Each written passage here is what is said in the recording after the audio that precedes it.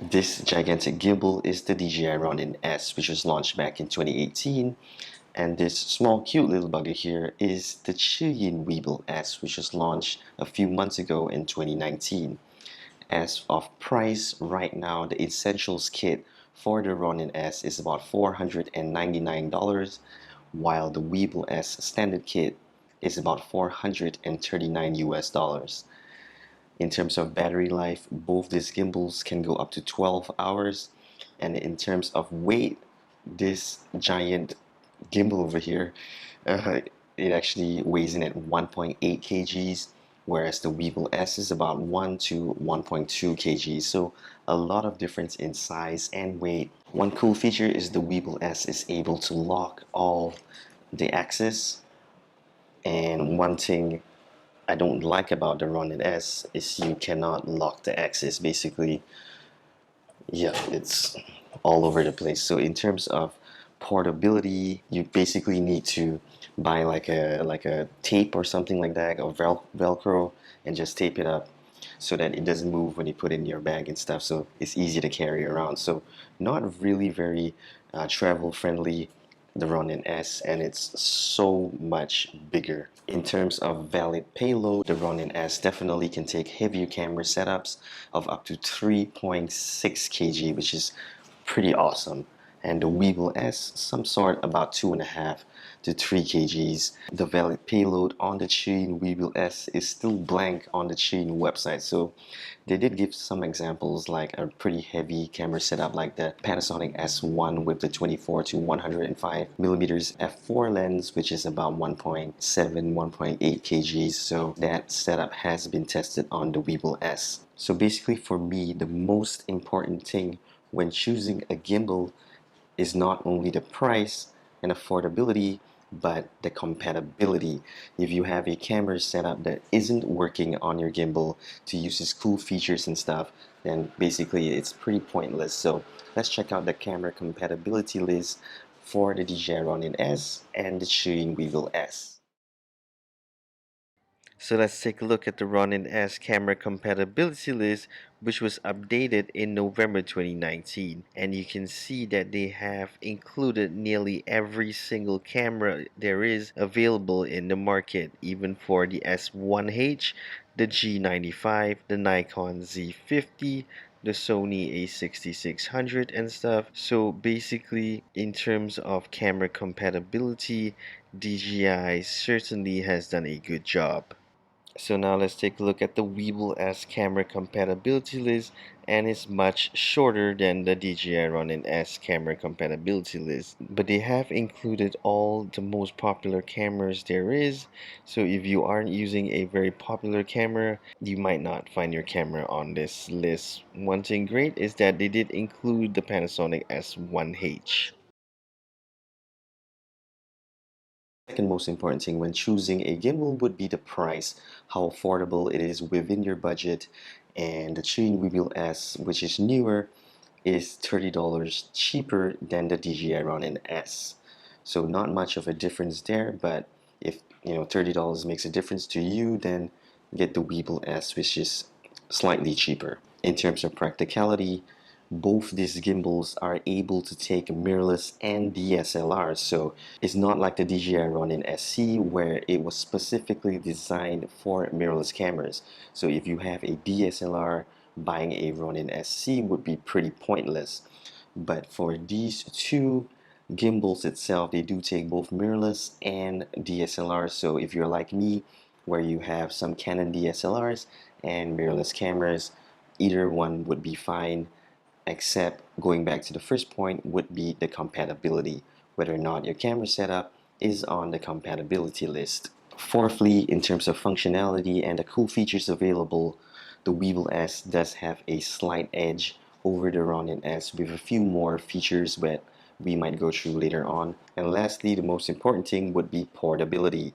If you're the sort that needs to travel around or you do travel vlogs and stuff, the Weebill-S would definitely be easier and lighter to pack in your bag. So if you prefer carrying something really heavy and you need to be really fit as well, you can consider the DJI Ronin-S For me personally, the Weebill-S would definitely be a better choice because I do travel a lot and do a lot of filming overseas, travel vlogs and stuff. So Weebill-S for me personally, in terms of portability and filming style, because you can actually take out the tripod over here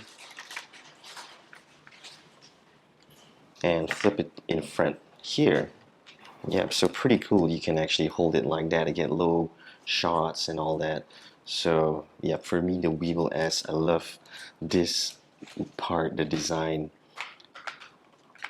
of the Weebill-S. And if you want to get creative, why not just buy another one of these tripods or use any tripod, put it here so you don't have to change in between.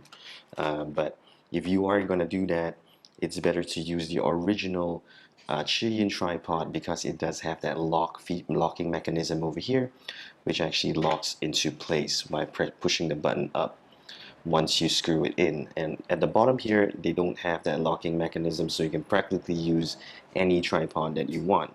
Yep, so basically in this video, what I'm gonna do is I've got all the parts set up perfectly for these two gimbals, and what I'm gonna do right now is I'm gonna try and mount. But yeah, this will be an important feature as well, because the last thing you want to do is have a camera setup which is really difficult to be mounted on your gimbal. You will end up hating your gimbal and just chucking it away and stuff. It gets really frustrating, especially if you're new to gimbals. It's really a pain in the ass to balance your camera on the gimbal. So I got the parts set up for each gimbal. I've got my heaviest camera set up. A lot of you might say, oh, that's not heavy, but unfortunately this is what I have. This is the Panasonic G9. This is the bulkiest camera that I have. I've got the Comlight EF 2 Micro Four Thirds mount over here, as you can see. And I've got the Sigma 17 to 50 millimeters f2.8 EF lens, and I'm gonna leave on the lens hood because I'm trying to make this as difficult setup to do as possible. So yeah, if you guys love using this kind of extremely heavy, bulky setups, basically, yeah, this is the video for you. For me, I personally like to keep things really small and simple, like the A6500 or even the Panasonic G9 with the 16 millimeters f1.4 Sigma lens, which is relatively small setups, or even my A7 Mark II and my Canon EOS RP. So what I'm going to do is I'm going to try mounting this ridiculously big and heavy setup, or basically bulky setup, on the Ronin-S first. I've never mounted any camera. I've never used the Ronin-S. This will be my first time. Then we'll see how long it takes and how easy it is to balance this camera setup on the Ronin-S. I'm gonna basically tie myself, and then we're gonna move on to the Weebill-S and see whether or not the Weebill-S can take a setup like this and how fast I can do it. So let's get straight to the mounting. One thing that I like about the DJI Ronin-S camera riser is that it is movable, not like the DJI Ronin-SC's camera riser, which is just a single hole and you cannot move, cannot adjust the screw along this small line. This actually makes a lot of difference. The Weebill-S also has that feature, which is pretty cool. This is a pretty nice camera riser, but you just need to screw it in a little bit more tighter because it just tends to move around. So let's get straight to the mounting. Now it's 12:27 and I'm going to start right now.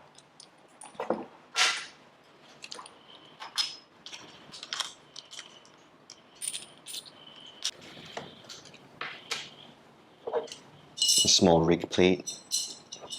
This is not the original plate, this is a small rig plate, which is pretty huge.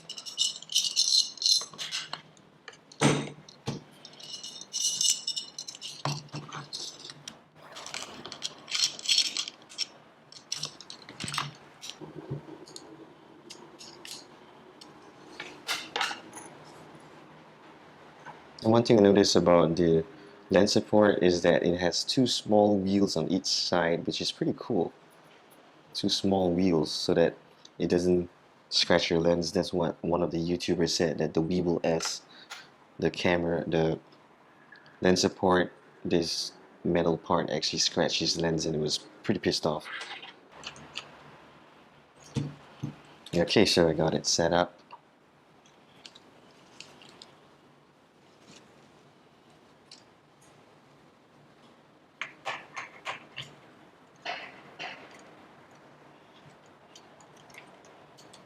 So I haven't used this before, and one thing is that you cannot lock the axis like the Weebill-S or the Ronin-SC.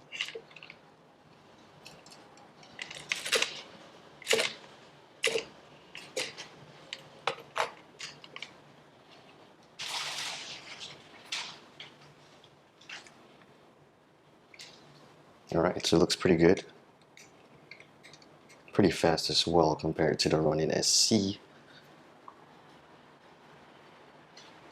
And even with this small rig tail, it does clear the roll axis as well. So that's very nice. Okay, so right now we're going to do the up tilt.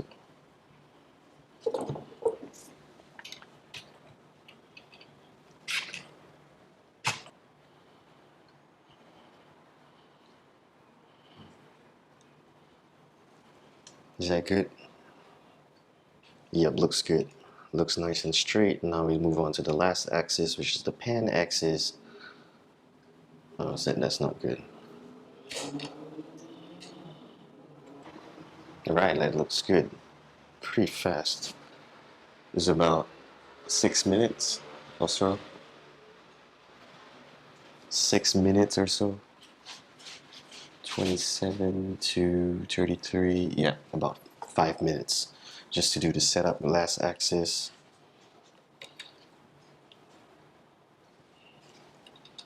And we're done. Pretty cool, very, very fast. This cable as well, so basically take about 5 to 6 minutes to set up a camera as weird and bulky as this. And the cable is pretty short, so, and the port is over here. Some cameras, they have the USB, micro USB or the USB Type-C port on the right hand side. The cable, not sure if it will be able to stretch around. Yep, that might be an issue for some cameras, so take note of that on the Ronin-S. If your camera's port is on the right hand side, the cable is not long enough. So that's done. And now it's tilting. Okay, so let's power it on. And let's see if we have connectivity.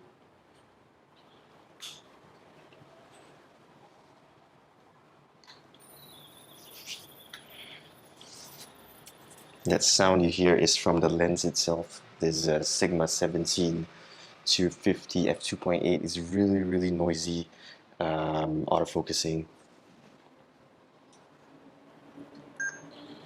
Yep, so functioning as well, pretty nice. Alright, so that's about 5 to 6 minutes to set up a bulky camera like this. So right now we're going to move on to the Weebill-S. Okay, so right now we're coming to the Weebill-S, and right now is about 12:39, and we're going to start right now. The same camera, this massive camera.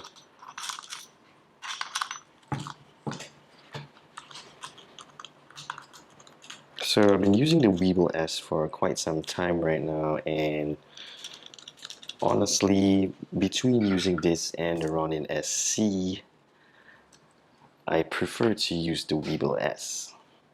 So I'm going to use the camera riser as well because the lens is pretty huge.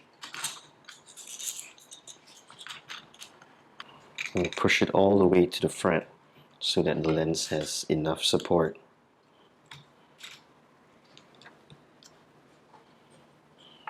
Which is about the same distance as the Ronin-SC's quick adjustment plate.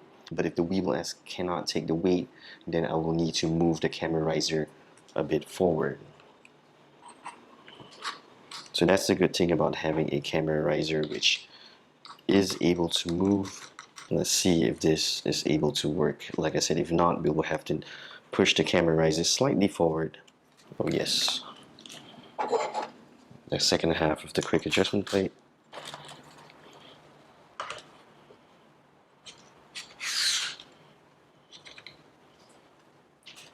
So you can see that I'm able to lock the axis while I'm mounting, so I can do one axis at a time. But the Ronin-S doesn't have that feature. I've got it all the way to the front maximum, and basically, yeah, it does able to balance. Okay, pretty good.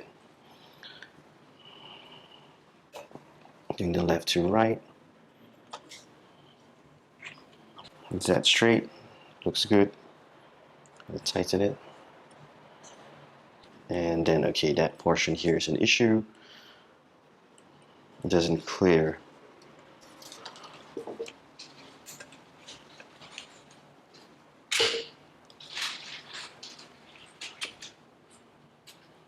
Okay, now it clears. So all good. Let's see that it clears. So it's been about 5 minutes as well. And we're gonna do the last axis. All good. Yep, so lastly is the cable. And we're done. Alright, so basically also about 5 to 6 minutes. So yeah, basically this is cheaper, more portable, and it can take weird bulky setups like this and be able to mount it in the same amount of time. So that's pretty cool. And last of all, before we end up this video, I forgot to talk about how good the applications are, the DJI Ronin app against the Zhiyun's version of the application, which is known as ZY Play. The DJI Ronin app is a lot more user-friendly than the Weebill-S, and also in terms of navigating the menu and stuff, it is a lot simpler on the Ronin-S rather than the Weebill-S. The ZY app and the gimbal isn't as intuitive as the DJI Ronin-S or the Ronin-SC, so that's one thing to take note of. It is lacking a really good and nice interface, where the Ronin-SC excels in that. And another thing, basically all the stuff that you use on the Ronin app or your gimbal, you can actually use your iPhone or your Android phone to do most of the features, such as auto tuning and changing the modes and stuff. So majority of the stuff can easily be changed or done on your Ronin app, whereas for the Weebill-S, you cannot do a lot of things on the ZY app. Most of the stuff is done on the gimbal itself, and if you do require an external monitor, you will require an additional purchase of the image controller. So basically, if you do require the usage of an external monitor and you prefer things to be more intuitive, you're using the panorama and the motion lapse and the time lapse and stuff, the Ronin app does a better job in that. So basically, hope you enjoyed this video, guys. This is the Ronin-SC versus the Weebill-S comparison video. Hit the subscribe button, the like button, and the notifications button, and I'll see you in the next one. Peace.